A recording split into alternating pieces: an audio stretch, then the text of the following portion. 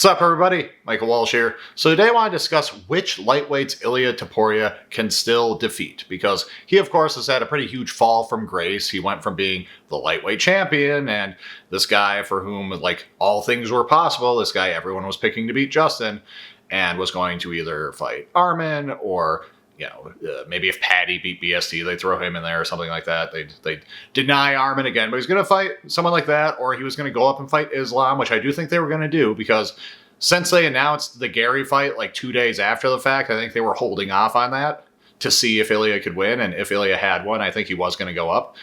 But now he's in this horrible spot where a lot of people are like thinking he's a fraud. They are thinking that he just doesn't belong at lightweight, that he can't beat any good lightweights. All of a sudden, people think Paddy will beat him. They think, Gaethje will beat him in the rematch, etc. They think Max can beat him at lightweight.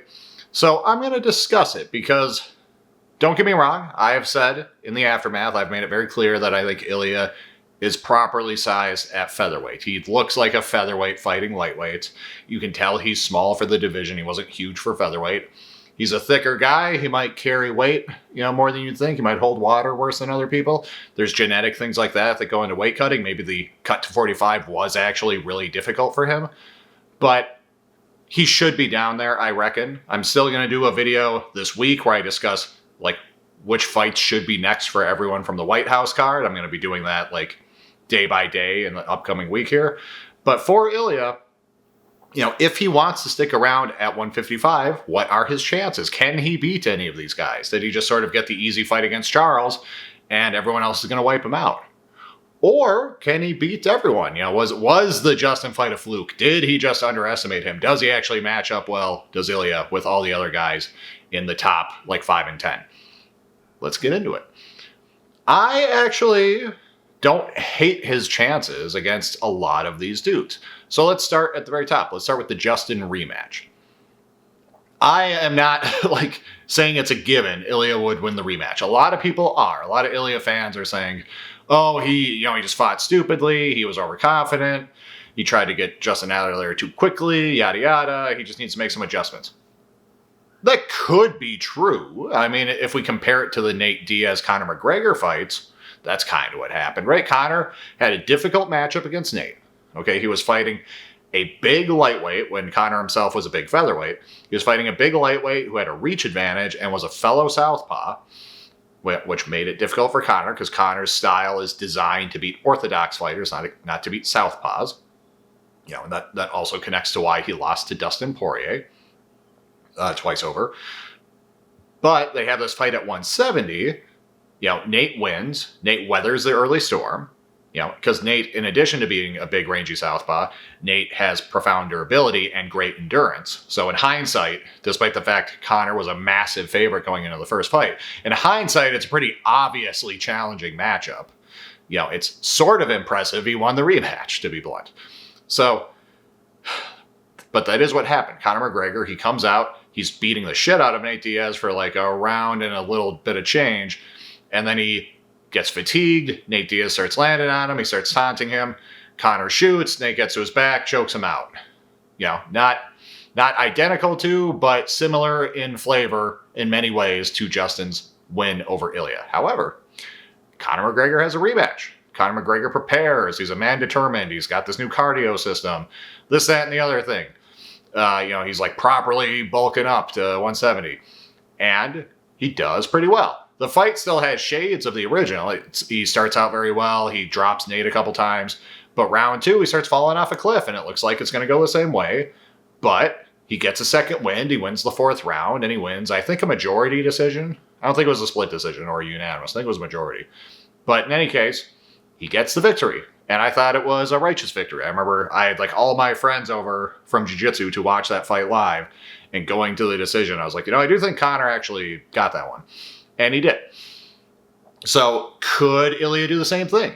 Could Ilia come in, have a better game plan, pace himself better, maybe still have problems, maybe still have success early and kind of fatigue, but maybe control it better, maybe be a little bit more defensively responsible? Could he actually do like they were kind of speculating? Because the commentators were suggesting he was winning the 4th round, and I don't actually think he did. I was going to have Gaethje up the last 2 going into the 5th had it gone that far.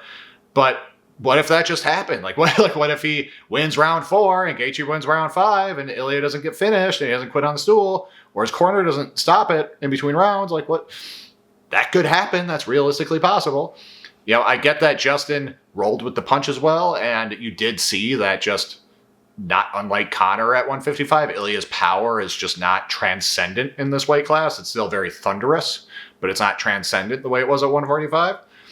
But I could see him beating Justin in a rematch, especially since Justin is an old guy. And that rematch will happen, should it happen. It'll happen at least 8 months from now or even further down the road. That's plenty of time for Justin to just feel the effects of age all the more. I don't hate Ilia's chances in a rematch. I'm not saying I'd pick him. I'm not just co-signing what his delusional fans are saying and are just treating it like this was a fluke and Justin didn't bring any good tactics to bear and nothing about Justin's size and experience and durability played any factor in Ilia losing. I'm not saying that is correct, but I also am not saying it's just a given that Gaethje repeats this in the second one. So already not the worst look. A rematch with the champion could go Ilia's way. I think it could. So there's that. Charles Oliveira, of course, Ilia could beat.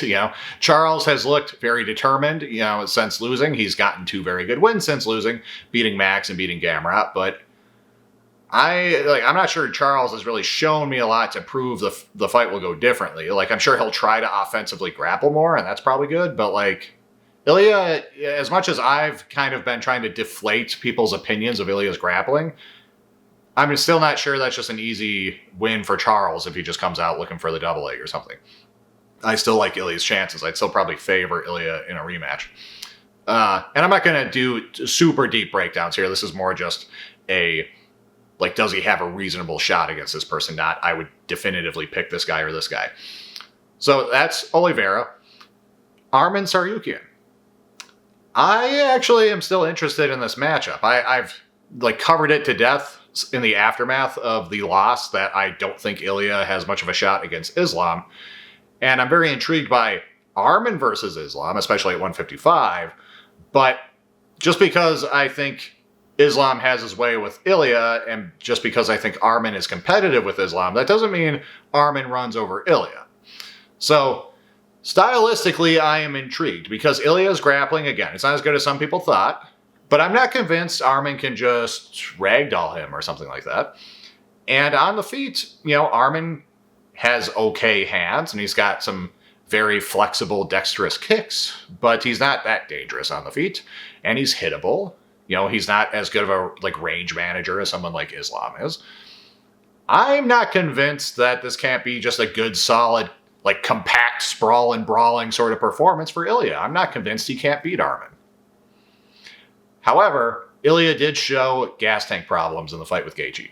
And I feel like more than anything, that's what would worry me. I'd be worried that Arman is just going to bring the grappling to bear. And even if Ilia can survive, even if he can defend a lot of takedowns or get back up or scramble or keep it in guard and not allow Arman to pass to more dominant positions, etc., if Ilia is forced to do that for a few rounds, he's probably going to get tired. And he's probably not going to get the finish. He's probably going to lose. He's either going to get finished late or lose a decision. So, if you ask me right now to pick, I'm probably going to lean Arman. But I'm not convinced Ilia's out of that fight. Again, I'm not convinced he can't fend off the takedowns and knock him the fuck out. Nothing about the Gaethje fight told me that couldn't happen. And that was sort of my read on that matchup before the Gaethje fight. So the worst thing about the Gaethje fight was it confirmed mine and other people's concerns about Ilia's gas tank. That's the biggest carryover from that fight to an Arman matchup, right? So that's not great, but Arman in a lot of people's eyes was already the coming man. A lot of people already thought Arman would beat Ilia. I'm not saying everyone thought that, but there are Arman supporters. There are people who view him as the heir apparent, the dark horse, the guy, the kind of uncrowned king at 155 right now, especially with Islam gone. So the fact that fight is still up in the air, and I would kind of lean Arman, but not with a shitload of confidence, that's not the worst look for Ilia. This isn't the end of the world if he wants to stick around. After that, Paddy Pimblett. And I'm not going in order in terms of the rankings. I'm just kind of vaguely covering everybody of note. But Paddy Pimblett, for most of Paddy's career, I think we thought Ilia would kill him. And now people are questioning it. Now people are saying, well, wait a minute. Maybe Paddy wasn't as bad as we thought after that loss to Justin, because he actually did better as far as, A, just making it the fucking distance, and B, being competitive later than was Ilia. So could Paddy actually just beat Ilia? I think he might. I think, Paddy is a big dude. He's got a big frame. You saw that being a difficulty for Arman, or not for Arman, for Ilia against Justin Gaethje. You could really see the size and frame difference. That's what I'm saying. You can really see Ilia is a featherweight and not a lightweight. And Paddy's all the bigger. Like, that was a narrative going into the Paddy fight with Justin, was like, oh, Paddy's so big. That's going to be hard for Justin. And he is bigger than Justin, and that size gap may have been exaggerated by some people, but, like, he's even bigger than Justin is my point, and Justin's size and frame and reach and everything were a challenge for Ilia to deal with. And Paddy is probably more durable than Justin, and he's scrappy, like, he's determined, he's hard to mentally break. His grappling is not as good as some people thought it was. I doubt he would get a lot of grappling going against Ilia early on. That there was some fool's gold in the fact that he, got Michael Chandler down in their fight.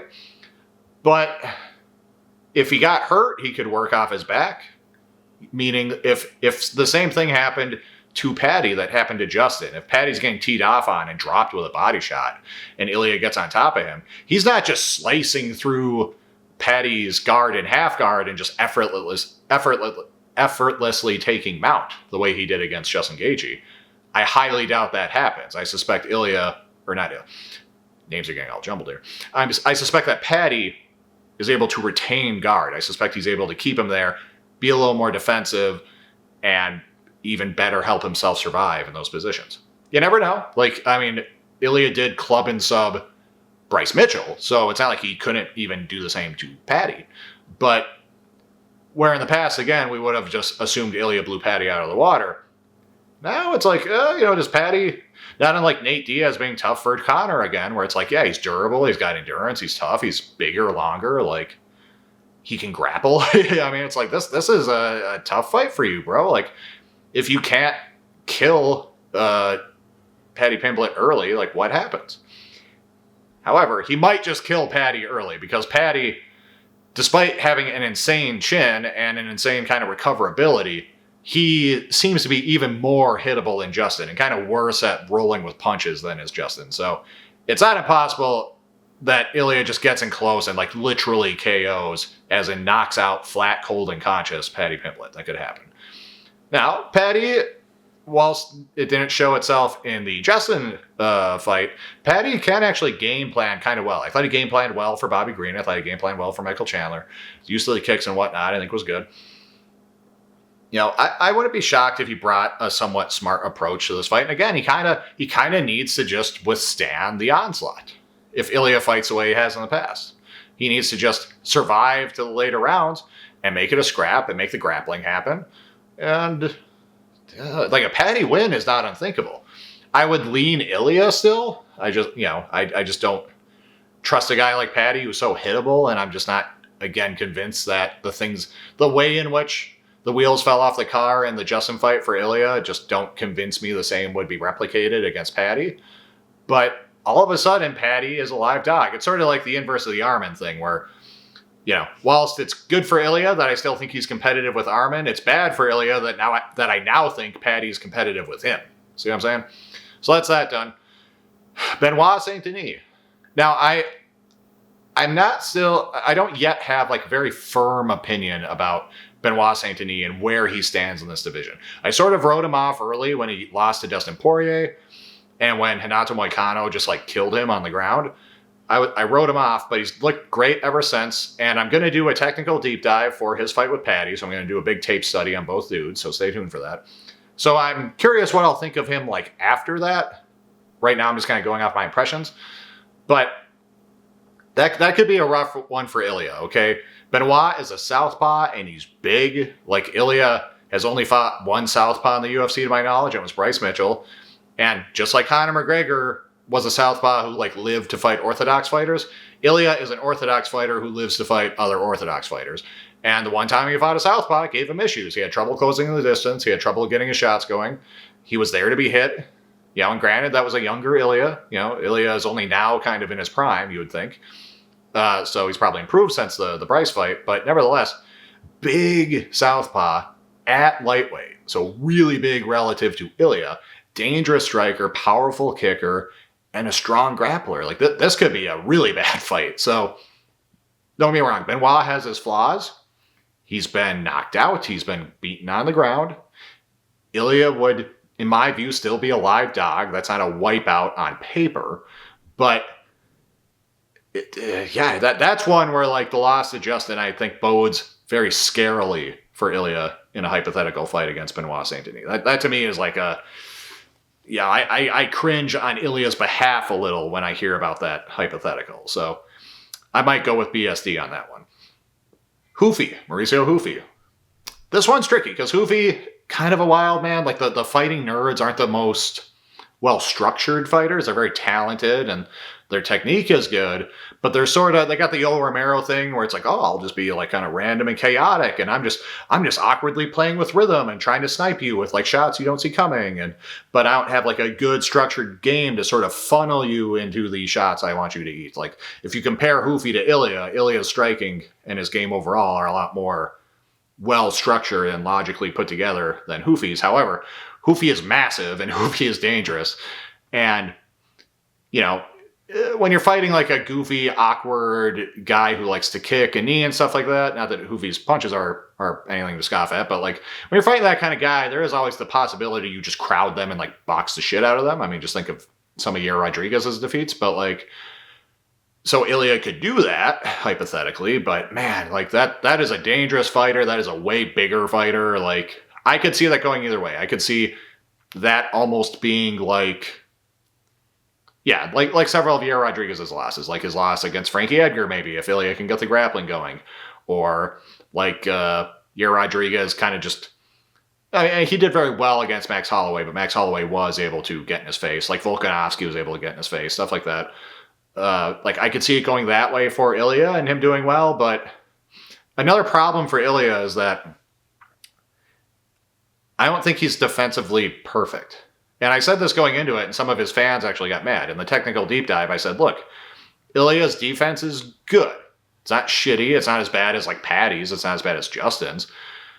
But, you know, it's there. He's got answers to different strikes and whatnot, and he keeps a tight guard. But he is still hittable. And, you know, both in general and during exchanges. And it's not on the level of someone like Jose Aldo. It's not on the level of someone like Peter Yan. And I think that's true. I stand by that. I think the Justin fights only helped confirm that.